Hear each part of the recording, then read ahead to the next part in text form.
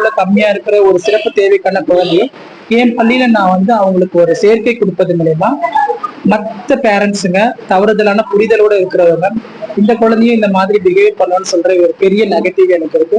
ஆனாலும் அதை நான் பொருட்படுத்தாம, ஏன்னா நார்மலா இருக்கிற ஐக்யூ லெவல் 90க்கு மேல இருக்கிற குழந்தைங்களுக்கு எல்லா பள்ளியிலயும் இடம் கிடைக்கும்.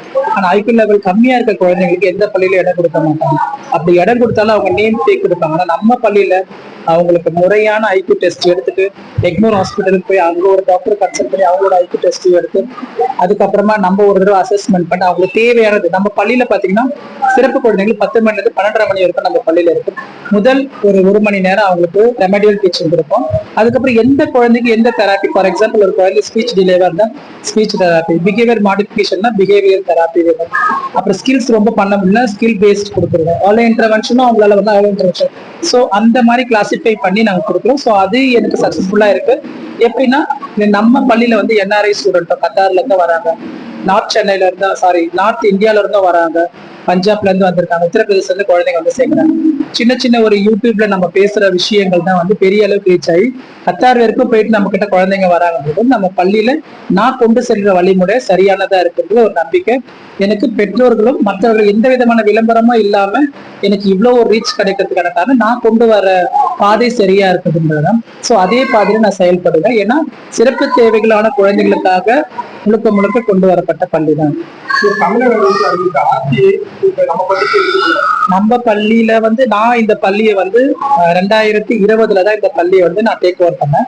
அதுக்கு முன்னாடி இந்த பள்ளியில ஆர்டி இல்லை. ஆனா நம்ம பள்ளியில எப்போ நான் வந்தேனோ அப்பத்துல இருந்து நம்ம பள்ளியில 25% ஆர்டி, 4 விதமான குழந்தைங்களுக்கு டிஸ்அட்வான்டேஜ் குழந்தைங்க இருக்காங்க.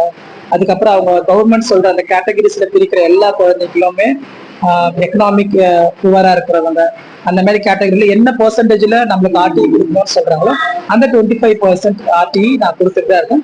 கவர்மெண்ட்டும் அதுக்கான கிளைம் நம்ம ஸ்கூலுக்கு கொடுத்துட்டு தான் இருக்காங்க. பள்ளி கல்லூரிகளில் பாலியல் விஷயங்கள் ஆசிரியர்கள்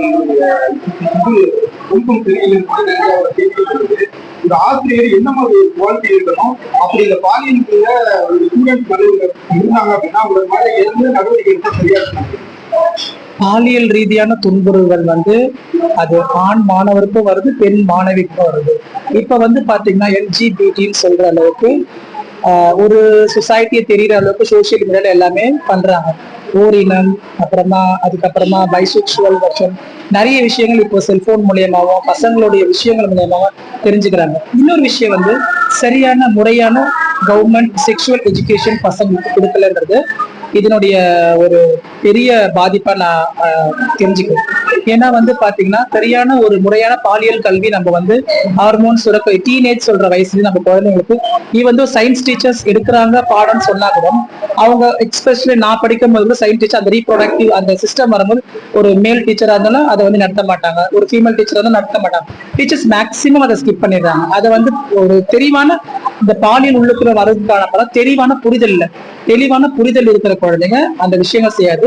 ஆசிரியர்கள் தூண்டுதல் காரணமாக எப்படி நடக்குதுன்னா ஒவ்வொரு ஆசிரியரும் பயிற்சி நிலைமை நம்ம எடுத்துக்க வேண்டிய ஒரு உறுதிமொழி என்னன்னா எந்த ஒரு மாணவியையும் மனைவியாக்க கூடாது அப்படின்ற ஒரு உறுதிமொழி கட்டாயமா ஆசிரியர்களுக்கு ஒரு இன்டர்னல் மார்க்ஸ் இருக்குது. ஆசிரியரோட பெட் ஆகணும்ட்டு ஸ்டூடெண்ட்ஸும் வந்து அதை வந்து அவங்க வந்து க்ளோஸா இருக்கணும், சாரு க்ளோஸா இருந்தா இந்த ஒரு அகாடமிக்கு தப்பிச்சுக்கலாம் அப்படின்னு சொல்லிட்டு அவங்களும் டீச்சர்ஸ்க்கு ஸ்பேஸ் கொடுக்குறாங்க. ஸோ தப்புன்றது 2 வகையில இருக்குது. அப்படி நடக்கும் போது அவங்க எல்லாருக்குமே கவுன்சிலிங் கொடுக்கணும்.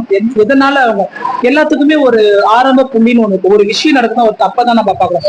தப்போட மோட்டிவேஷன்ஸ் என்ன, அந்த தப்பு எதனால நடக்குது, அந்த விஷயத்த நம்ம வந்து ஒரு கவுன்சிலிங் மூலியமாவும் அவங்களுக்கு ஒரு சிட்டிங் வச்சு அவங்களுடைய முதல்ல பேசிக்கான ப்ராப்ளம்ஸ் என்ன பண்ணணும். இப்ப அவனுக்கு அதுல செக்ஷுவல் ரீதியான ஒரு இன்ட்ரெஸ்ட் அவனுக்கு அதிகமா வருதுன்னா அப்ப அவனோட விஷயம் அதுல என்ன இருக்குது அதை நம்ம வந்து அசஸ்மெண்ட் பண்ணி அவனோட விஷயம்